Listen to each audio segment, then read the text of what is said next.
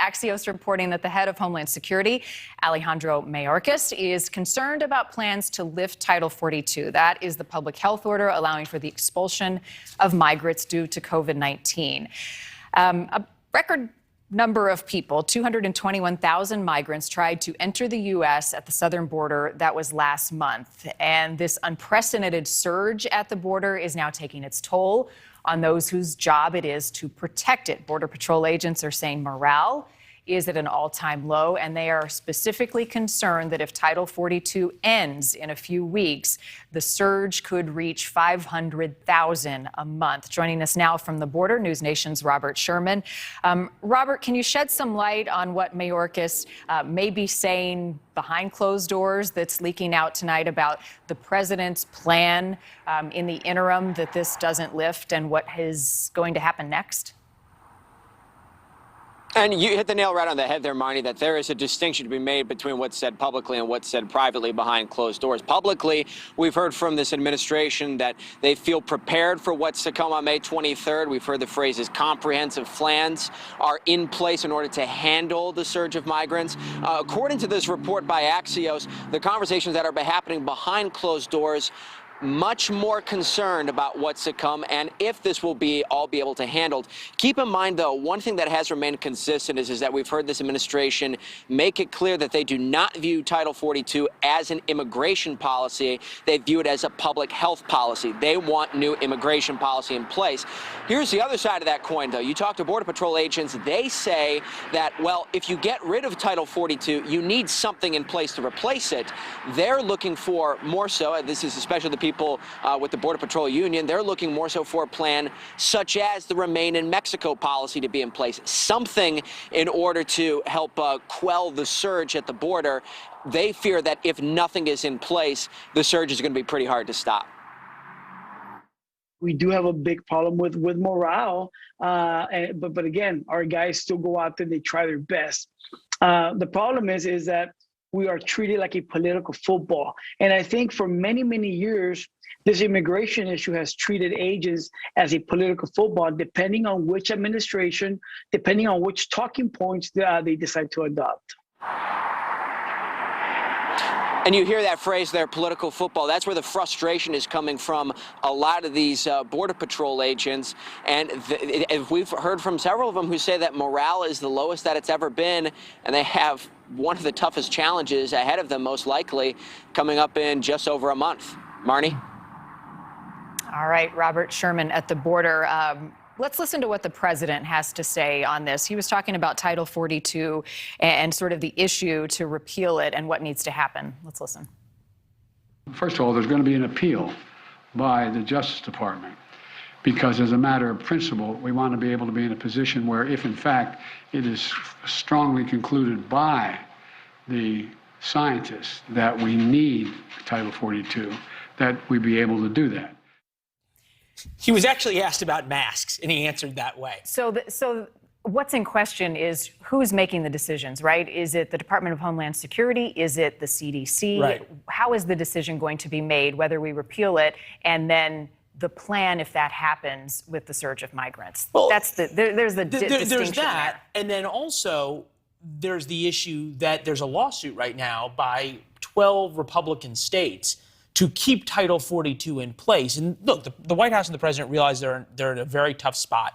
Progressives are desperate for Title 42 to end. This is something President Biden ran on, was having more relaxed policies at the border. The political reality for moderate Democrats is what the DHS secretary is worried about is 500,000 people a month coming across, and the pictures of that crushing Democrats in the November elections. You tie it all together.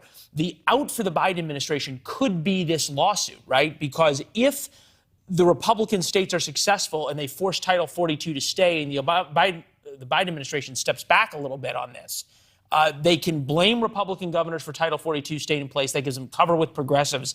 And at the same time, you have the policies at the border that prevent these pictures that moderate Democrats are so worried about. But with lack of a plan, what's the hurry, right? Like, why not get a plan in place before you lift it and you have such a headache with not just the local communities, but with local law enforcement that are inundated, overwhelmed, frustrated, not prepared. I mean, what is the harm in coming up with a comprehensive plan, laying that out and saying, here is what we're doing? It doesn't feel as though it's transparent because everybody's going, well, what's the plan?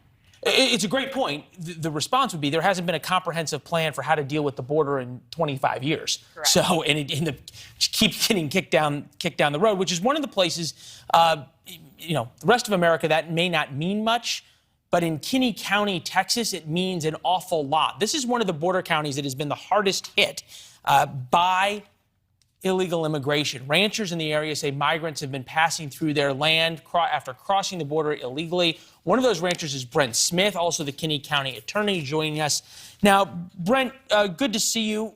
Marnie's talking about a plan. DHS doesn't have one after May 23rd for the lifting of Title 42. Do you?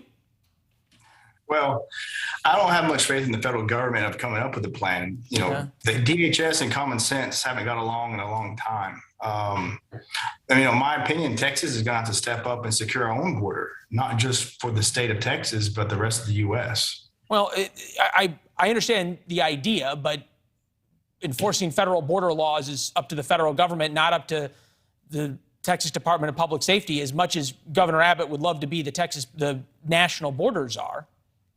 Correct. Well, for the most part, you're right. Under Article 1, though, under an invasion, the U.S. Constitution gives the power to the governors if if a governor declares an invasion or if the state's in imminent harm, then there's authority for governors to act to protect their own state.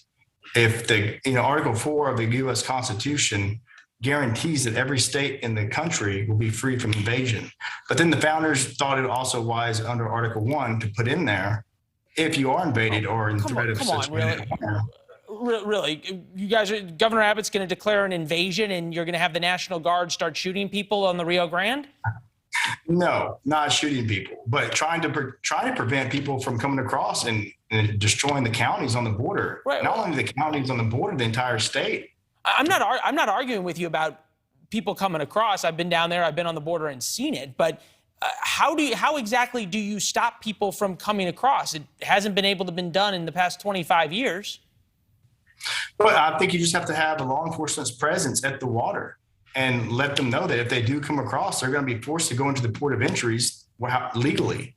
No, I understand the idea here, but there's quite literally not enough law enforcement in the state of Texas to patrol every mile of border. I feel like it's a kind of a great conceptual argument to have, but practically there's not much that Texas can do, right? Well, I'm not in a position to know how much law enforcement we have to actually cover the entire border, but I know the governor did execute a memorandum of understanding with 25 other governors yesterday or the day before, I believe, for a border task force or strike force, I believe it was called. And so that might be something upcoming that he will use. I'm not sure. I'm not in his shoes, but Texas is running out of time, though, in my opinion. Yeah, I understand. And you're the county attorney. 3,000 people have been charged with criminal trespassing so far. You guys have had a lot of problems, though, with these criminal trespassing arrests. Judges have come down on you very hard because there's no way to there's no due process. You don't have places to keep 3,000 people. Once you release them, they're picked up by ICE and then released anyway. Do you get the understanding why people feel this feels so stunty? Well, some of the facts you just stated are a little off. The judges in Travis County, which is in Austin, came down and said that, without having any jurisdiction in Kinney County, it's a pretty complicated legal process, but I don't know if we have time to go into that. But, all I can do in Kinney County as a county attorney is prosecute for criminal trespass.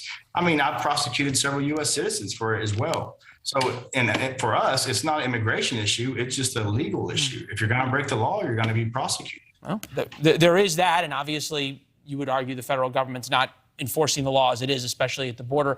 We appreciate you coming on. Thank you, Brent. Thank you, Leland. Good to see you. Thank you for watching. Click the red subscribe button below so you can get more of NewsNation's fact-driven, unbiased coverage.